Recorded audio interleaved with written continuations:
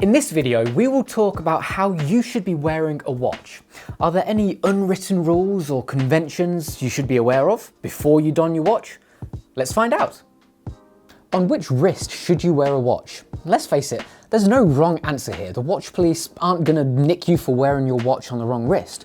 But the general consensus is that you should wear it on the opposite side of your dominant hand. So if you're right-handed, you should wear it on your left wrist. The reason behind this is quite old-fashioned.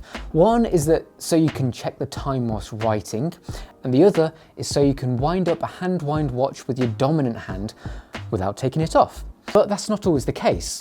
After all, I'm left-handed and I wear my watches on my left wrist. Well, I guess I better go off to prison. Whatever the case, just wear it on whichever wrist feels most comfortable for you. Once you've decided which wrist it belongs on, you also need to think about where it should go. How far up your wrist should you wear a watch? A lot depends on the shape of your wrist. It might be straight, bony, flat, or round. Again, comfort dictates, but also your wrist bone. Rolex's advice is that you should wear the watch not on the joint of your wrist,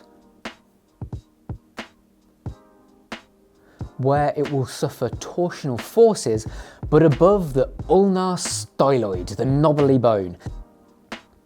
I understand why, as it stops the crown digging into the back of your hand and stops pressure on the bracelet.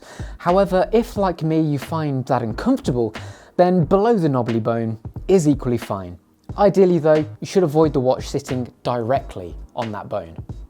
Now let's talk sizes. Is 40mm a big watch?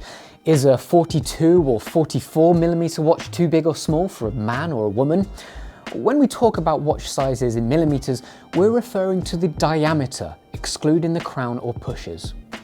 38 to 40mm is probably the most average size of a watch and will likely be the most comfortable for you too. This Calvin Klein comes in at 38mm, perfect for slender wrists. Ladies' watches are usually around this size, but also many men's classier smart dress watches. These watches tend to be more subtle and sophisticated in style.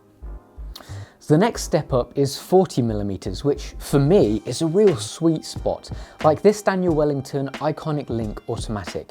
It's large enough to be eye-catching, but small enough to be comfortable and not too overbearing. It's also a decent size that can be worn by all wrist sizes. So if 40mm is an ideal size, is a 42 or 44mm watch too big for a man or woman? Again, it's down to personal taste. It is true that the larger you go, the less comfortable a watch might feel. Things can start digging in, they get heavier, and sometimes slightly cumbersome. On smaller wrists, an oversized watch can look slightly disproportionate.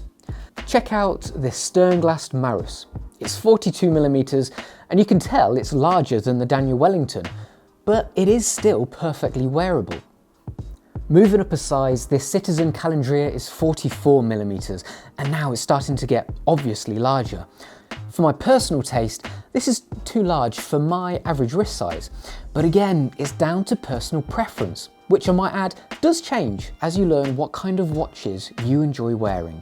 The answer is that nothing is too small or too large for anyone, but if it's comfort you're after, around 40mm would be the sweet spot. Well, we've covered a lot in this video, so thank you so much for watching. Please let us know your thoughts on this topic.